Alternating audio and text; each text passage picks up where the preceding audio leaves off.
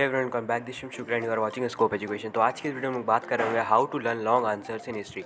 मतलब कि हिस्ट्री में लॉन्ग आंसर्स कैसे याद करें, क्योंकि एक बहुत ही सेंसिटिव टॉपिक है और कभी कभार हम लोग इतने सारे आंसर्स याद करते हैं और हमें लगता है कि ये वेस्टेज ऑफ टाइम था। तो जितनी भी टिप्स बताऊँ उन्हें ध्यान से सुनिएगा। तो देख लेते हैं आज की हमारी जो इंपॉर्टेंट टिप्स हैं।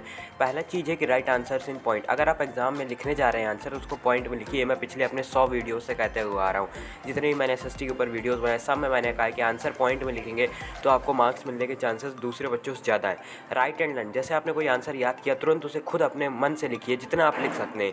ये नहीं कि बिल्कुल वर्ड टू वर्ड लिख दीजिए पूरा रट करके, जितना आपको याद है उतना लिख दीजिए। भले ही आपने पूरा याद किया, आप एक दो लाइन मिस भी कर रहे हैं तो आप पूरा लिखिए जितना भी आप लिख सकते हैं। इससे आपको ये पता चलेगा कि आपको अभी क्या याद नहीं हुआ है।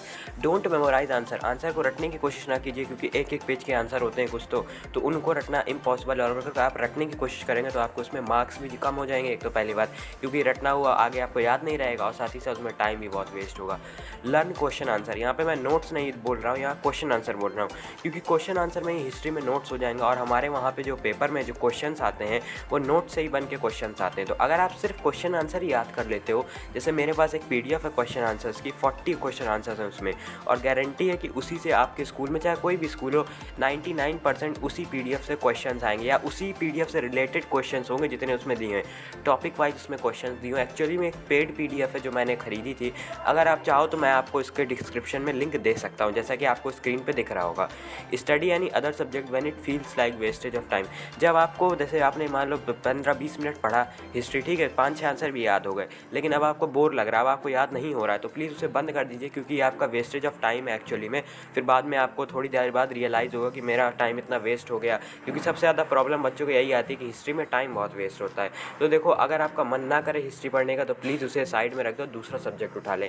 रीड एनसीईआरटी 2 to 3 टाइम, मतलब 2 से 3 बार एनसीईआरटी को पढ़ें। और साथ ही साथ, क्योंकि जब हम एनसीईआरटी को पढ़ रहे होते हैं तो नींद आने लगती है, तो अगर चाहो तो बगल में अपने मोबाइल में हिंदी वर्जन, मतलब जो यूपी बोर्ड वाले स्टूडेंट्स होते हैं उनका जो बुक है वही हमारी भी है, बस उनके में हिंदी में लिखा हुआ। तो अगर आप उसे हिंदी में पढ़ोगे कहानी की तरह, वो थोड़ा आसान रहेगा आपको समझने में भी। काफ़ी सारी चीज़ें आपको समझ में भी आ जाएंगी जो इंग्लिश वर्ड्स आपको याद नहीं होते हैं। फिर अकम्प्लिश अ डेडलाइन, मतलब जैसे मैंने सोचा कि आज मुझे एसएसटी में इतने क्वेश्चंस याद करने हैं, चैप्टर की बात नहीं कर रहा हूँ कि 15 क्वेश्चंस याद करने हैं, तो आज ही मुझे याद करने हैं। क्योंकि नहीं तो आप डेली ऐसे टालते रहोगे, बिल्कुल लास्ट में जब पेपर आने वाला होगा, 1-2 दिन बचे होंगे, तब आप याद करना चालू करोगे, तो फिर आप कुछ नहीं, आप सोचो 80 में 80 ले आओ तो नहीं ला पाओगे, 40-50 ही ला पाओगे। क्योंकि भाई एसएसटी है, जो एसएसटी में 4 सब्जेक्ट हो जाते हैं, हिस्ट्री, सिविक्स, ज्योग्राफी, इकोनॉमिक्स।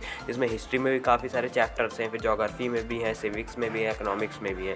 तो यही कुछ टिप्स हैं और प्लीज़ इन्हें फॉलो करिए। अगर आप आज ही से इन्हें ट्राई करते हैं, एक बार ट्राई करके देखना, आपको बहुत ज़्यादा फ़ायदा होगा। जैसा कि मैंने कहा, क्वेश्चन आंसर याद करने जो एनसीईआरटी के, पहले वो वाले याद कर लो, कहीं से भी लिख करके, या खुद से बना सकते हो।